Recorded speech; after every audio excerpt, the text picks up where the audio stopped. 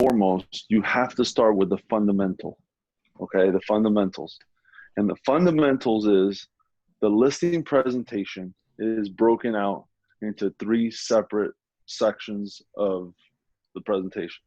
The first is the 1-minute presentation where you go over the pre-qual questions again, and you ask them those 3 simple questions. You can pull up a Mike Ferry, he'll tell you what they are. The second is a CMA portion of the presentation, which is when you go from house to house, bedrooms and baths, square feet, you get them to repeat back to you what they're seeing and what price things are at. And then the third part of the listing presentation is probably the most important, okay? And it's not closing for the appointment. It's going over the pricing objection script. When they come back and they want to price higher than what the market is, instead of saying, no, you're wrong and the market's gonna punish you if you do that, you literally have to go through it with them and help them understand why their price is off and how did they come up with a price that they came up with. So that's the fundamentals. And then to take it to the black belt version of selling and listing property, you go ahead and you pull out your statistics from Richard Bass and you go through it with them. And in the statistics, it shows you, this is what happens when you price it right. How long does it take to sell? What percentage of asking do you sell it for? This is what happens if you price it wrong. How many times you have to reduce the price? What percentage of asking do you get? What are your holding costs, taxes, insurance, everything else that you're paying in the meantime? And what do you net when it's all said and done? So it's something that we can have a conversation about, but it's something you have to study like it's a college course. It's not something that we can possibly cover in one call and then master. So first thing I would advise you guys is to master that listing presentation from Mike Ferry, especially the pricing portion, to the point where you can tell it to us and present it to us without having to look at your notes. And that's going to take some time. And you got to do that over and over and over. You got to get in front of sellers over and over and over and get rejected over and over and over, possibly take some listings by chance over and over and over. And then we can start to add the element of statistics to it. So and then the last thing, Ralph, real quick, is that this is becoming an actor and an actress. It's not analyzing and thinking and calculating.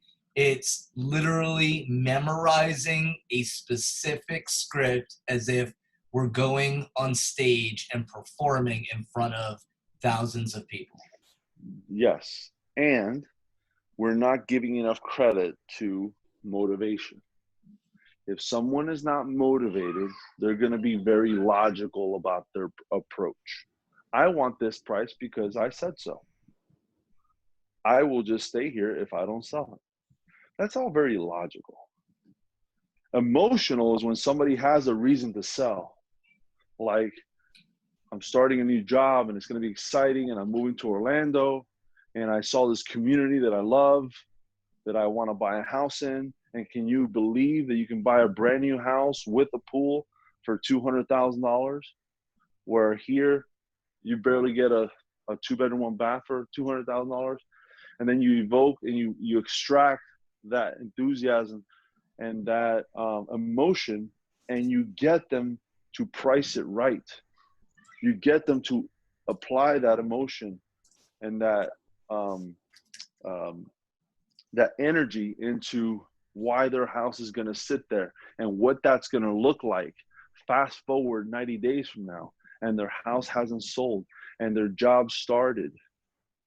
And now what do? And they missed out on their house they want to buy.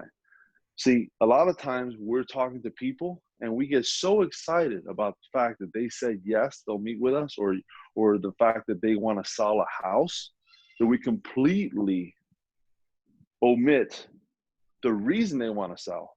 And we think that upgrading into the same neighborhood for the same price is motivation.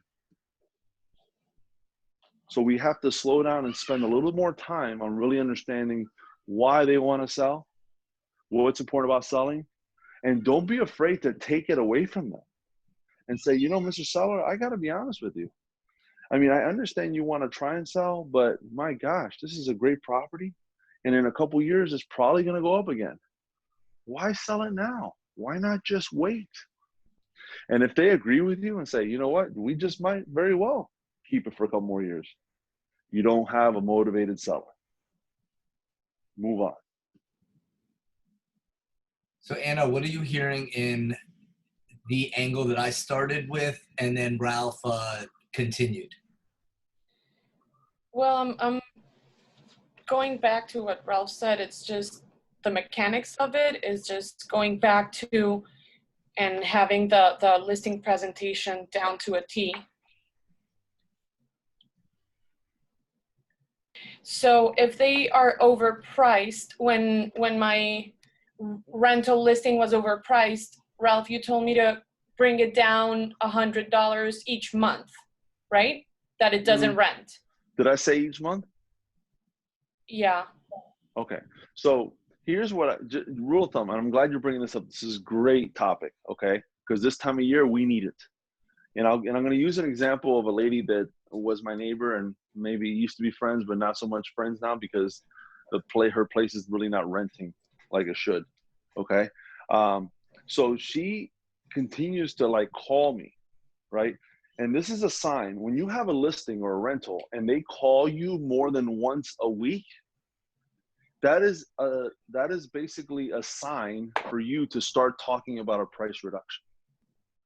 Okay. Because they're calling wanting answers. And if your answers are, let me see the activity, or everything looks great, and they're not renting, then they're going to start to think you're the problem. But if they start to continue to call you on a regular basis and you just say, hey, you know what, great news. We've got it on Zillow. We've got it on all the major platforms. We've had some activity. However, it's been my experience that when we've had a few showings and no offers, that typically price could be the issue.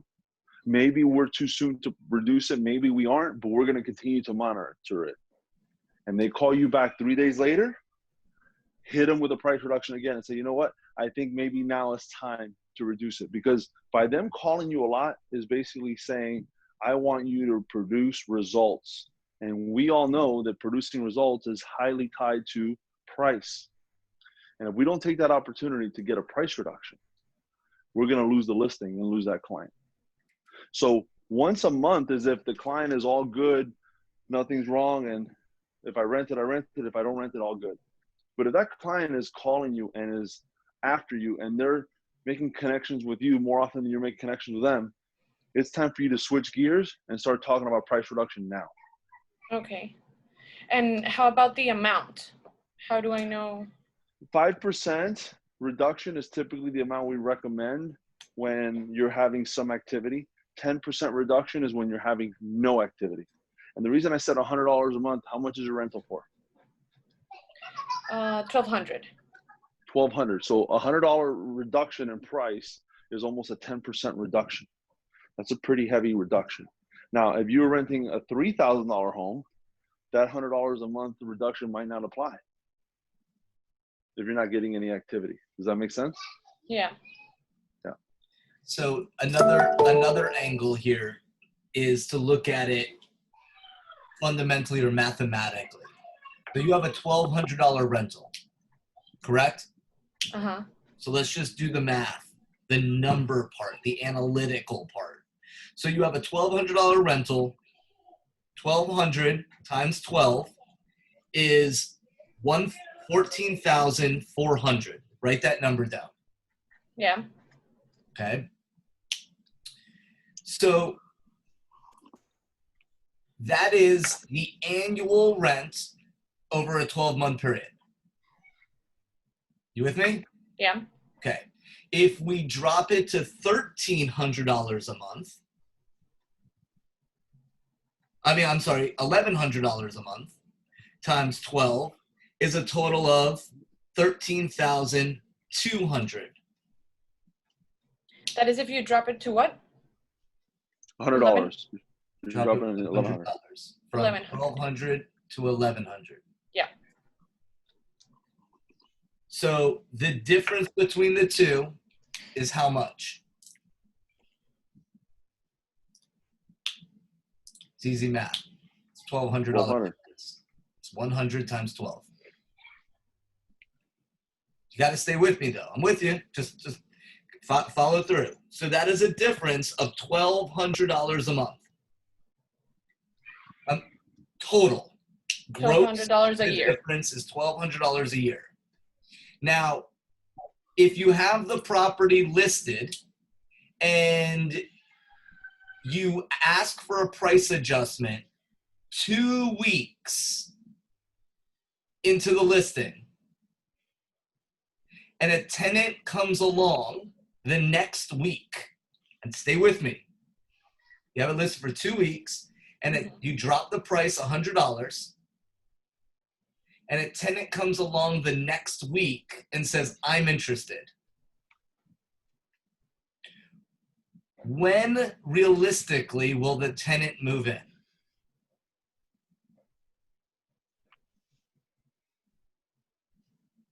In like a week or so. So week number 4. Okay. So someone sees the property and moves in a week later or 2 weeks later. Like normally people find the property and they move in the next week. Like in a month? Exactly. That's what's realistic. They move in about a month, 3 weeks, 4 weeks later, about a month gap. You have to run credit. You have to do background. It's another, let's say 3 weeks. 3 weeks to a month. So if they don't move in for another month, then is there any income for that month?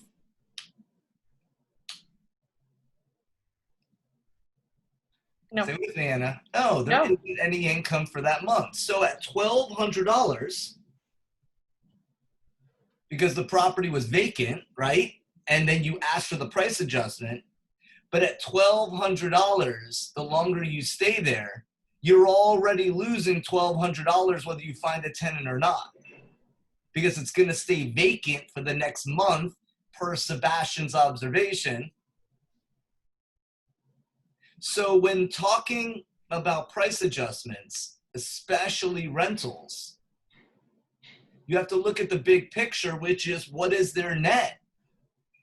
And if the property, if you're getting near the end of the month and someone's not going to move in for another 5 weeks, then you're going to be vacant for another month.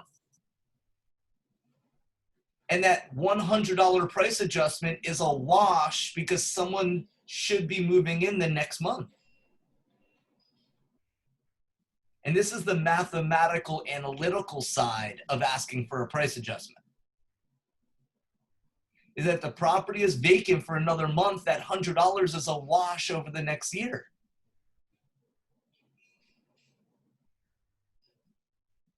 $100 becomes a wash because you're looking at it as from a professional standpoint, a logical standpoint, not an emotional standpoint.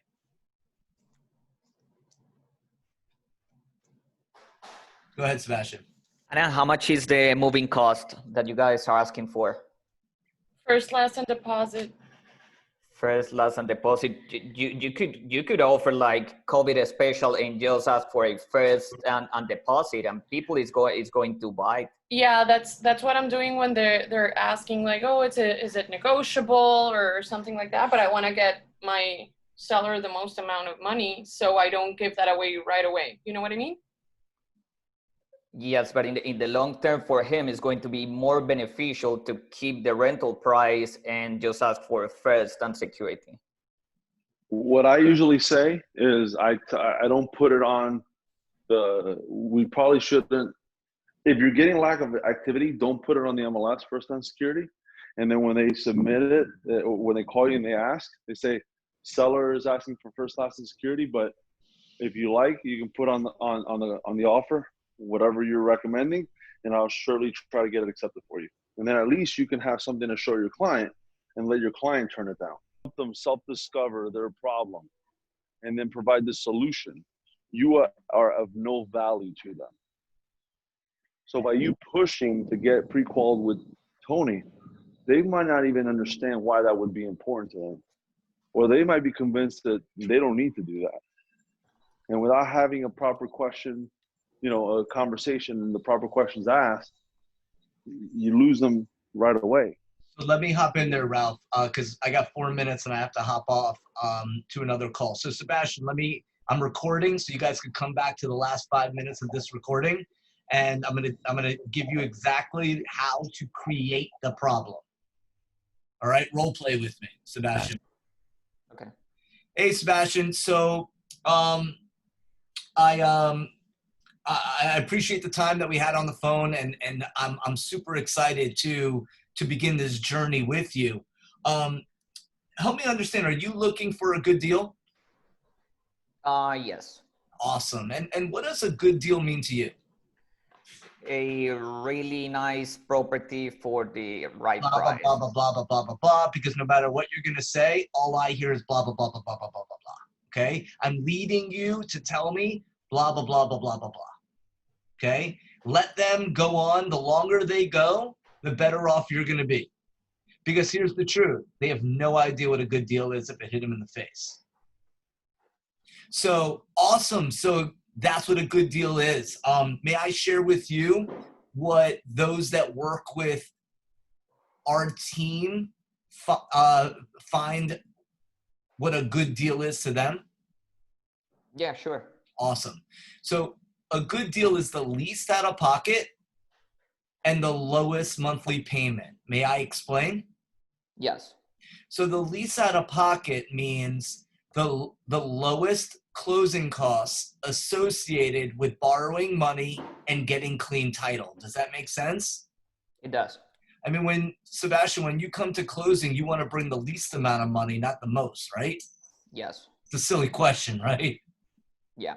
Yeah. And the lowest monthly payment simply means the least or the lowest interest rate. Now, Sebastian, you want to get the most aggressive interest rate, right? Yes. So here's my last question for you. Sebastian, if you spoke to one person in regard to borrowing money, could you absolutely, positively guarantee that you would have the lowest interest rate? Or if you had 2, maybe 3 people compete against each other, that you can have them compete so that you win? Yeah, that could be beneficial, but I believe it's too early in the process. So. All right. We don't need to go into the objection handlers. I'm giving Okay, you the then. script. I told you I have 3 minutes to give you the script. Okay. Okay? I promise you, if you talk to 10 people, it's going to work on 8 of them. Okay. Okay? Guys, the script works. The script works. I created a problem. And the problem is, number 1, they had no idea what a good deal is. Number 2, now they know that competition breeds success. And you have a solution. You're not telling them to use Tony. You're using Tony as an opportunity for them to get the lowest interest rate and the lowest closing costs. If someone was serious, going back to what I shared to you, Anna, and Ralph shared, motivation. If they have motivation, why? Why would somebody say no? Why would somebody say they don't want to get the lowest interest rate? If someone's motivated, why would they want to pay more in closing costs?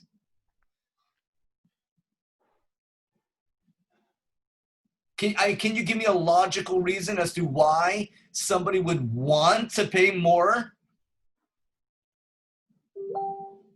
The answer is 8 out of 10 people are going to eat from your hand when you follow that script.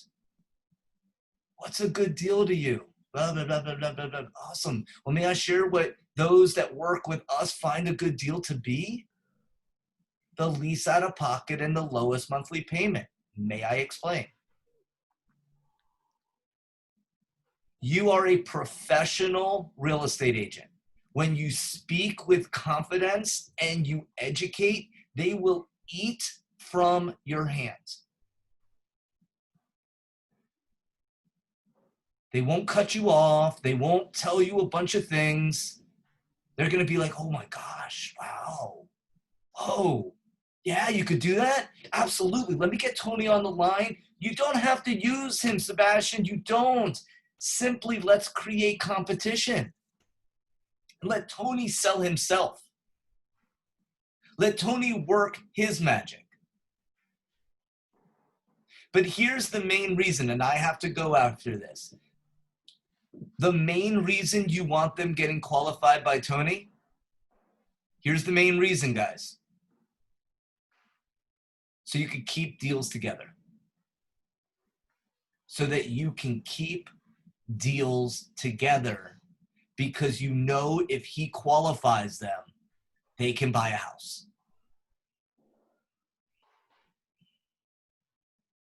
And I know that doesn't mean a lot right now, but for someone like Adolfo, who's put several deals together and had several blow up for various reasons, he understands the importance